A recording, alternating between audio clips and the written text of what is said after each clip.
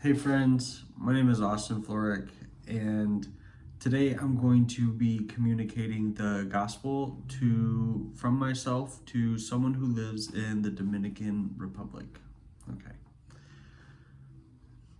So, have you heard the story of the gospel?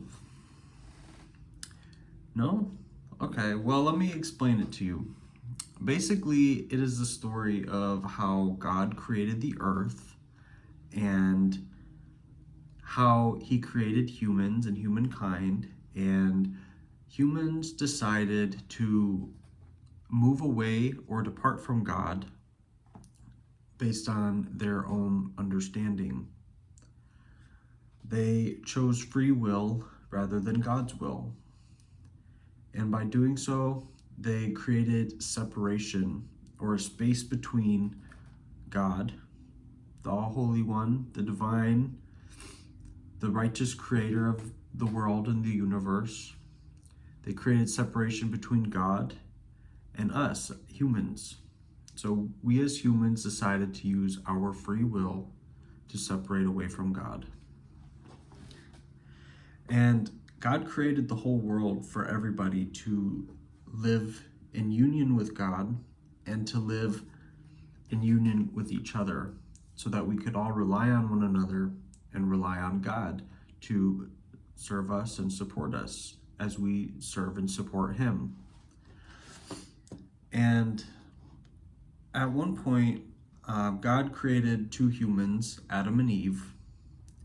He created Adam first, and then Eve to be his wife or companion and supporter. And they were two units of one whole. So they were two people that created a sacred union with God. And at some point, they were tested by the one known as Satan. And basically, Satan or the devil is like the evil one. So God is the righteous one, and the devil is the deceiver or a liar. And so the devil came to Adam and Eve while they were in this garden, the Garden of Eden, and basically was like, hey, if you want to eat some fruit, you can eat from any tree. And Eve was like, but I thought we couldn't eat off this certain tree. And the devil's like, no, it's all good. You can do whatever you want. You have your own free will. God just doesn't want you to know that if you do this, you'll get superpowers. And Eve was like, oh, okay, well, you know what? I'm going to do what I want. I'm not going to listen to God, and I'm going to go get some superpowers. So Eve did that. And then Eve shared this forbidden fruit, the fruit that God told her and Adam not to eat. And she took it to Adam and she shared it with him. And at some point, they realized that they were both naked. They looked down and they realized, uh-oh, we're naked. And that's not good. Now they were shameful. And God came to them later on and was like, hey guys, I heard that you ate some fruit. Is that true? And they were like, yeah, but the devil told us to. It's okay, right? And God cast them out, and they were like, he's like, no, you can't do that. You went against what I said. Now you're living in your own free will. No wonder you're so shameful. And so basically, the point of this is to say that Adam and Eve chose their own free will, and they were deceived by the devil, but they took on this deception and they made a choice for themselves rather than to listen to God. So they chose their free will over God's will. And because of that, God cast them out of the garden. And so basically, what this is saying, though, is that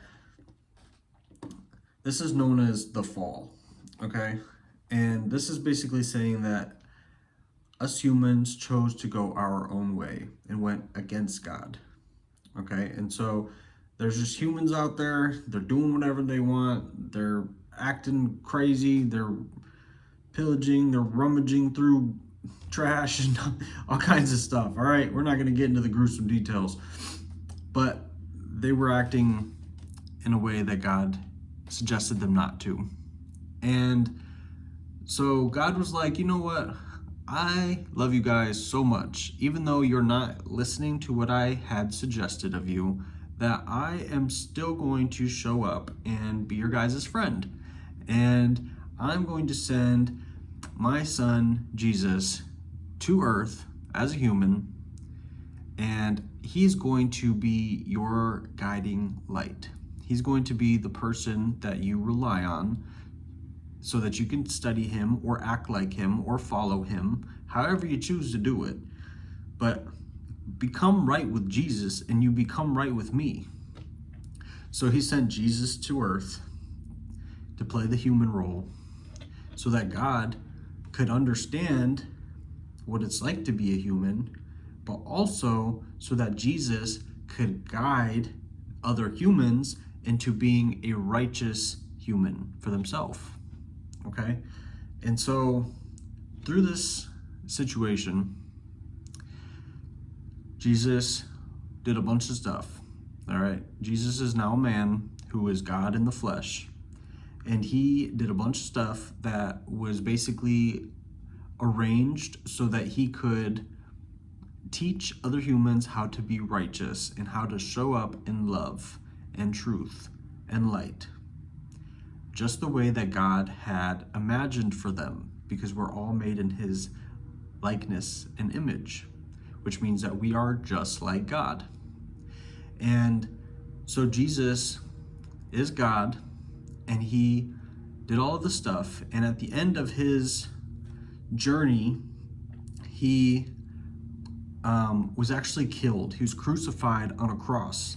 And basically this is saying that God himself died for everybody because he loved us so much that he was willing to show us that you die for what you believe in, God, and you go forth and you do good works and you take care of business and you handle things in such a way that lets you show up righteous. And so every person in the world, all of humanity, now has an opportunity to become like Christ or become Christ's friend in such a way that you can start a relationship with him in the spirit, in real life, however it looks for you.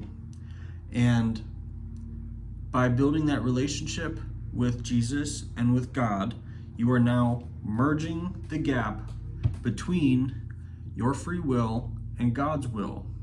So instead of going your own way and doing whatever it is that you prefer to do, you listen to God or Jesus, and he will give you the steps to take for your life so that you can end up being the person that he called you to be here. Okay? And that is basically, in the nutshell, what the gospel is about. That's what the Bible is about. Now, I'll be honest, I'm not perfect at this. I'm still learning it myself, and I've been, going to church here and there. I've been studying things here and there, but it's the way that I understand it.